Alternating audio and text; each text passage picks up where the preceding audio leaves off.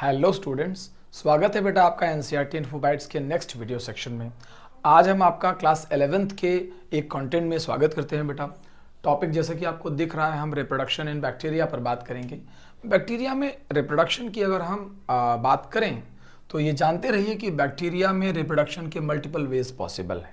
सबसे पहले अगर मैं आपको इस कंटेंट का एक समराइज अकाउंट देना चाहूँ तो मैं ये बोल सकता हूँ कि bacteria can reproduce bye all 3 possible methods. ये रहे वो तीनों मेथड्स। एक तरफ जहां बैक्टीरिया में वेजिटेटिव रिप्रोडक्शन पाया जाता है, याद रहे बैक्टीरिया में वेजिटेटिव रिप्रोडक्शन पाया जाता है। वेजिटेटिव रिप्रोडक्शन के तौर पर बैक्टीरिया में सबसे इंपॉर्टेंट प्रोसेस फिजन या बाइनरी फिजन हो सकता है, यानी एक बैक्टीरिया डिवाइड करके 2 बैक्टीरिया में कन्वर्ट हो जाता है। Binary fission is one of the most common method. Bacteria को जब भी अगर हम चेक करें कि कॉमन मेथड कौन सी है तो most common method vegetative reproduction का बाइनरी फिजन ही है। और ऐसा माना जाता है कि ये फेवरेबल कंडीशन का इवेंट है। जब बैक्टीरिया के आसपास न्यूट्रिशन अवेलेबल हो, शुगर अवेलेबल हो, तो उस दौरान बैक्टीरिया हमेशा प्रेफर करता है बाइनरी फिजन करना। इस पर हम फर्दर बातें बाद में डिस्कस करेंगे। सेकेंड, असेक्सुअल रिप्रोडक्शन की बात अगर हम करें तो वो भी बैक्टीरिया में प्रेजेंट पाया जाता है, असेक्सुअल रिप्रोडक्शन। इसमें मुझे आपको एग्जैक्टली ये समझाना है कि बैक्टीरिया में असेक्सुअल रिप्रोडक्शन वाया एंडोस्पोर होता है। कौन सा स्पोर हम बात कर रहे हैं डॉक्टर्स? एंडोस्पोर की बात कर रहे हैं। वाया एंडोस्पोर जो कि थिक वॉल्ड रेजिस्टेंट स्पोर है। वर्ड ध्यान दीजिए, थिक वॉल्ड है और ये पेरिनेशन का काम करता है। पेरिनेशन वर्ड का ध्यान रखना है कि फेवरेबल कंडीशन को अवॉइड करने को पेरिनेशन कहते हैं। तो थिक वॉल्ड रेजिस्टेंट स्पोर है और इस स्पोर की हेल्प से भी बैक्टीरिया अनफेवरेबल कंडीशन में रिप्रोडक्शन कर लेता है। यानी जब बैक्टीरिया को अनफेवरेबल कंडीशंस मिला करती हैं तो वो एंडोस्पोर बना लेता है और ये एंडोस्पोर हाईली रेजिस्टेंट है। थिक वॉल्ड बोला तो रेजिस्टेंट भी बोला। रेजिस्टेंट का मतलब आप ये समझिए कि ये टॉलरेट कर सकता है ±100 डिग्री सेंटीग्रेड टेम्परेचर, यानी +100 पर भी ये नहीं डाई करेगा और -100 पर भी ये डाई नहीं करेगा। इसीलिए ऐसा भी कहा जाता है कि जब हम अनअफेक्टेड रहने की बात करते हैं तो कहा जाता है कि अनअफेक्टेड ड्यूरिंग पाश्चराइजेशन। आपने ये वर्ड पढ़ा होगा, अगर आपको भी पैकेट वाला दूध या दही लें तो उस पर लिखा रहता है पाश्चराइज्ड मिल्क से बना है ये। तो पाश्चराइजेशन की प्रोसेस के दौरान भी जो स्पोर्स होते हैं वो अनअफेक्टेड रह जाते हैं।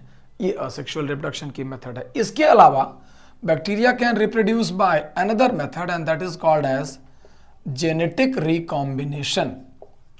इसको बोलते हैं बेटा genetic recombination. This need to be remembered very importantly. आप इसे ज़रूर याद रखें, मैं इधर लिख देता हूँ। तो जेनेटिक रिकॉम्बिनेशन बहुत इंपॉर्टेंट प्रोसेस है, ये आपको याद रहनी।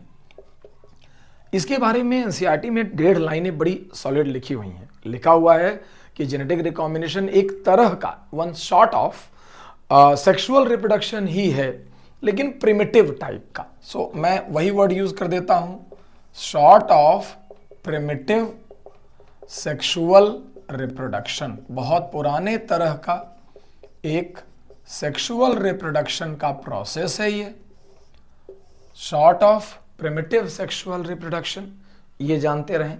और ऐसा कहा जाता है कि इसमें चूंकि जीन मिक्सिंग होती है तो इसलिए ये सेक्सुअल रिप्रोडक्शन की तरह ट्रीट किया जा सकता है, but it is not a true sexual reproduction. एक तरह का प्रिमिटिव सेक्सुअल रिप्रोडक्शन जरूर कहा जा सकता है, बट ये ट्रूली सेक्सुअल रिप्रोडक्शन नहीं है।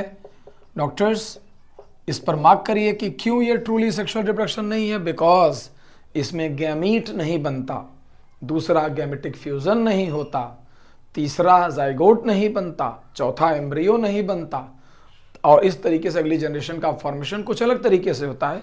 लेकिन हाँ, डीएनए मिक्सिंग होती है, तो हम इसे एक तरह का सेक्सुअल रिप्रोडक्शन मानते रहे हैं। जब हम आपके सामने इधर आते हैं वेजिटेटिव रिप्रोडक्शन में बाइनरी फिजन को समझाने, तो मैं आपको समझाता हूं कि ये 20 मिनट में टिपिकली कंप्लीट होता है। टिपिकली ये रिप्रोडक्शन 20 मिनट में कंप्लीट होता है बेटा। यानी अगर एक बैक्टीरिया से 2 बैक्टीरिया बनने का हम प्रोसेस देखें तो इट टुक अराउंड 20 मिनट्स। ये लगभग 20 मिनट में कंप्लीट होने वाली प्रोसेस है। और इस 20 मिनट में 2 इवेंट्स होते हैं। लगभग 18 मिनट में उसका डीएनए रेप्लिकेशन होता है, यानी उसका डीएनए कॉपी हो जाता है, जबकि बाकी के बचे हुए 2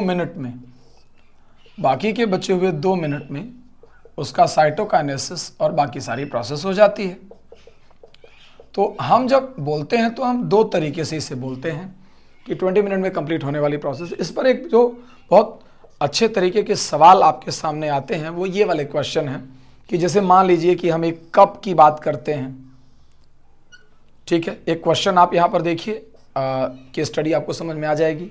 एक कप की बात करते हैं, हम ये बोलते हैं कि इस कप का 1/8 पार्ट, क्या मैंने लिखा बेटा, थोड़ा मैं और प्रोमिनेंट लिख देता हूँ, 1/8 पार्ट भरने में जो टाइम लगता है दैट टाइम इज 2 आवर्स। तो बताइए इस कप को पूरा भरने में कितना टाइम लगेगा। तो आप नॉर्मली मैथमेटिकल कैलकुलेशन करते हैं जो कि यहाँ पर रिक्वायर्ड नहीं है। यहाँ कैसे किया जाएगा ये, अगर 1/8 भरने में 2 घंटे लगे हैं तो हमें पता है कि बैक्टीरिया 20 मिनट में डबल होता है। तो जब इसका 1/4 भरेगा तब ये भरेगा 2 आवर्स 20 मिनट में, जबकि इसका हाफ भरेगा, अगर आप समझेंगे इसका हाफ भरेगा 2 hours, 1/2 is 2 hours 40 minute, 20-20 minute add करते जाएंगे। और जो इसका फुल है that will be completed in, ये जो फुल की बात करते हैं ये होता है 2 आवर्स 60 मिनट, यानी कि सीधे 3 आवर्स पर हम बात कर लेंगे। आपको मेरी बात समझ में आ रही है? भले ही आप इसको नंबर लाइन के थ्रू न समझ पाए, लेकिन मैं आपको आइडिया दे देता हूं। यहां से यहां डबल है 20 मिनट में, फिर यहां से यहां डबल है फिर 20 मिनट में, फिर यहां से यहां डबल है फिर 20 मिनट में। यूजुअली मेरे कई स्टूडेंट्स ये बोलते हैं सर कि जब आगे 20-20 मिनट में पूरा हुआ तो ये शुरू में 1/8 भरने में 2 घंटे क्यों लग गए। वो किसी भी तरीके से लगे हों, that is not our part of business. हमें उस पर बात नहीं सोचनी चाहिए। हमें ये सोचना चाहिए कि 20 मिनट का क्राइटेरिया क्या है। जब नीट में ये सवाल आया था बेटा तो उन्होंने 1/4 का डेटा पूछा था, कि उन्होंने बोला कि 1/4 भरने में 15 मिनट लगे और बैक्टीरिया 1 मिनट में डिवाइड करता है। तो बताइए पूरा भरने में कितना टाइम लगेगा। बच्चों ने 1 घंटा आंसर कर दिया कि 15-30 का डबल 60 कर लिया, जबकि ऐसा नहीं था। और उस कप को भरने में टाइम लगा था 17 मिनट, 15 से 16, 16 से 17, बात खत्म। तो इस तरीके से आप इसे यहां समझा सकते हैं। जब हम इसके एंडोस्पोर की बात करते हैं डॉक्टर्स, तो हम 2 बातें करते हैं। कहते हैं कि अंदर एक न्यूक्लियोइड रहता है, थोड़ा साइटोप्लाज्म रहता है, एक प्लाज्मा मेम्ब्रेन रहती है, उसके ऊपर कॉर्टेक्स रहता है। ये प्लाज्मा मेम्ब्रेन है, उसके ऊपर ये कॉर्टेक्स है। कॉर्टेक्स में स्पेशल मटेरियल पाया जाता है जिसे डीपीए कहते हैं, डाई अमीनो पेमिलिक एसिड कहा जाता है। और ये कहीं ना कहीं हाईली रेजिस्टेंट नेचर का मटेरियल है और इसकी वजह से बैक्टीरिया का ये स्पोर बड़ी सारी जगहों पर बहुत टाइम तक पड़ा रहता है और वहाँ से ये डिग्रेड या डिस्ट्रॉय नहीं होता है।